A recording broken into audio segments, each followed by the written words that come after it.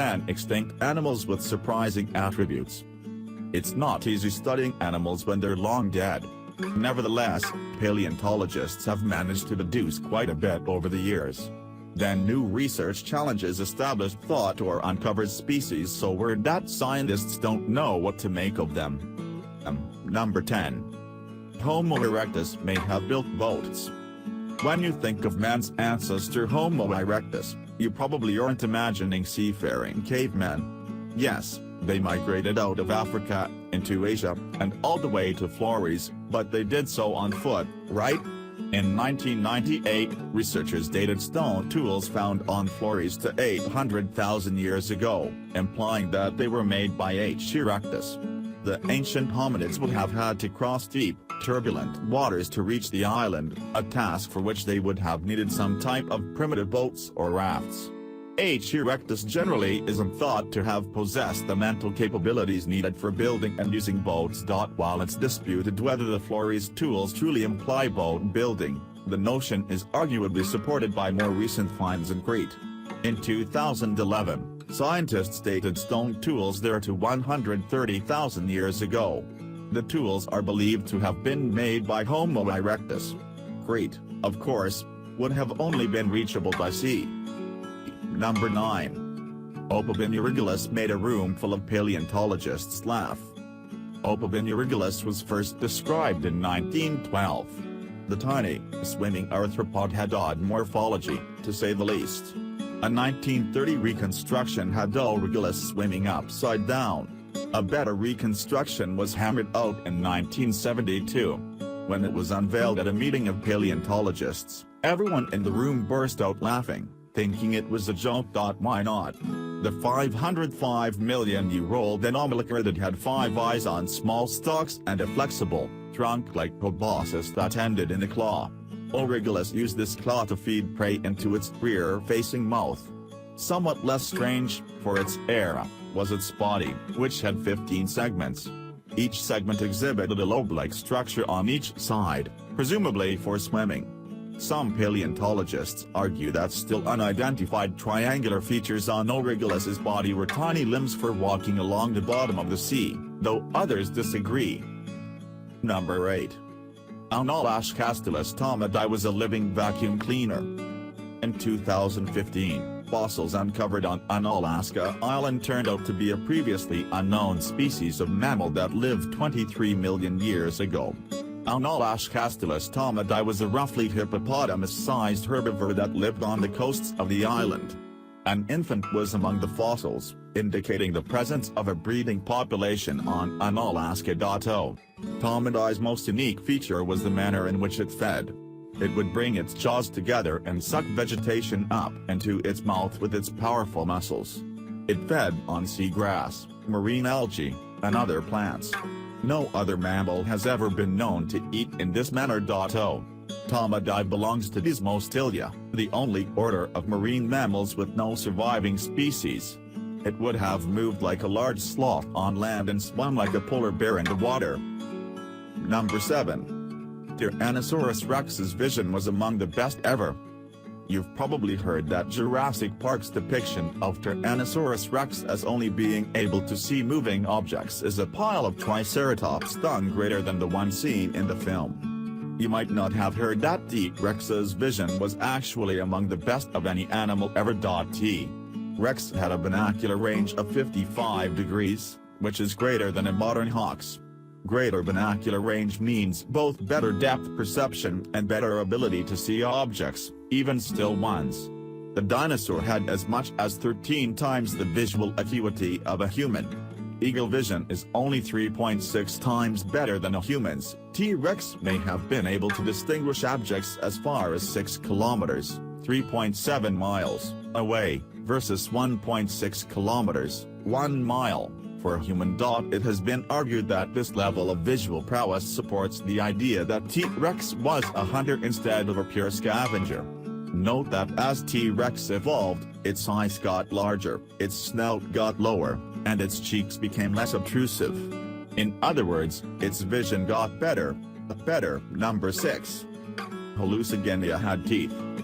Hallucigenia is a genus of tiny, worm-like creatures less than 1 centimeter, 0.4 in, long that lived 505 million years ago.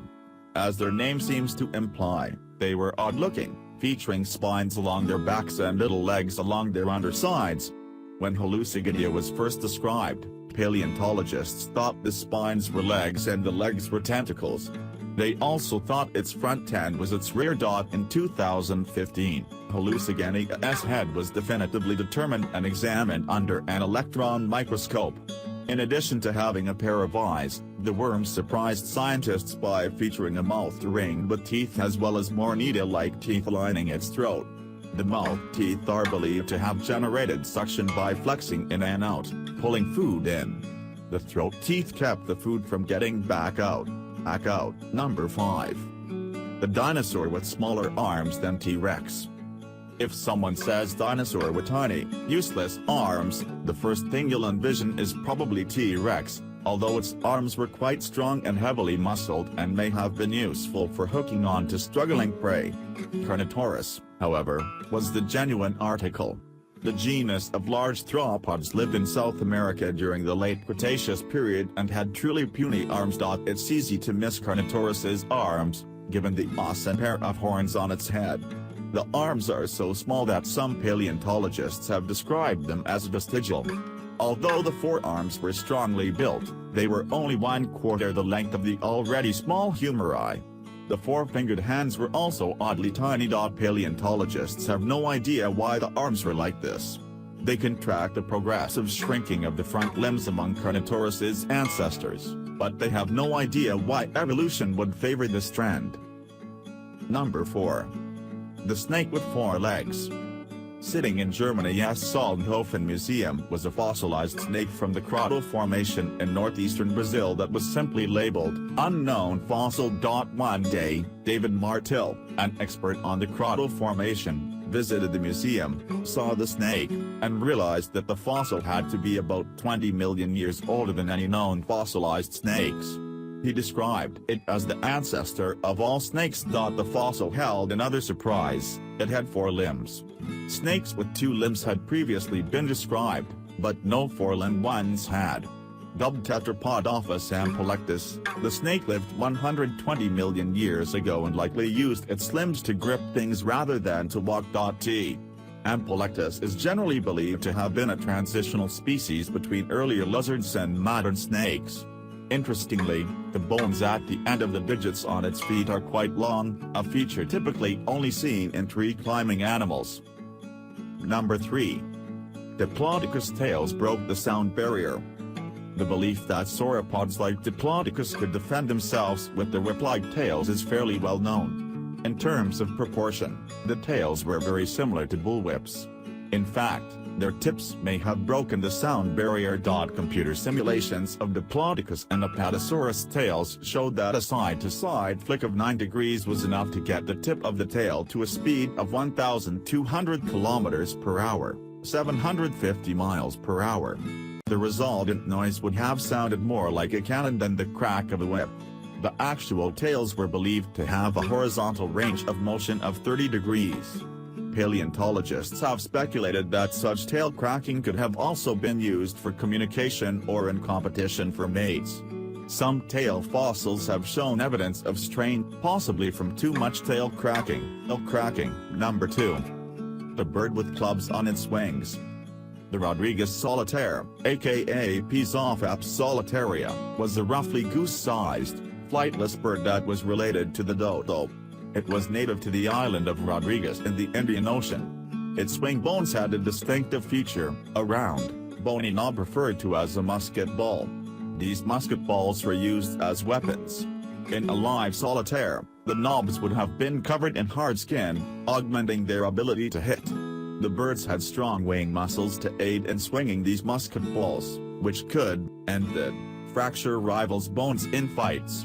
Mature males had the largest musket balls. Historical accounts describe the birds as aggressive. No other bird has been documented to have wing clubs like this species. The Rodrigues solitaire went extinct once Europeans settled the island, long before any cockfighting enthusiasts could get a hold of them.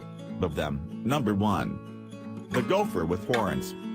Regalis was a genus of prehistoric gopher that lived in North America from 5 million to 16 million years ago. It was about 30 centimeters, 12 in, long, and it had horns. Regalis is the only known horned rodent. There has been much speculation on the horn's function. Regalis evolved from rodents who used their heads for digging, but its horns were not well placed or angled for this. Use of the horns by males to compete for mates is unlikely, as both sexes had the horns. Regalis probably had poor eyesight, so species recognition is also unlikely. The most likely explanation is that the horns were for defense. They were sturdy and well placed for protecting the eyes and neck. A predator sticking its snout into a Regalis burrow would be greeted by horns up its nostrils. If the prehistoric gopher was caught above ground, it could go Triceratops on its attacker. Thanks for watching. Please like and share this video. Subscribe now my YouTube channel. Goodbye beautiful people.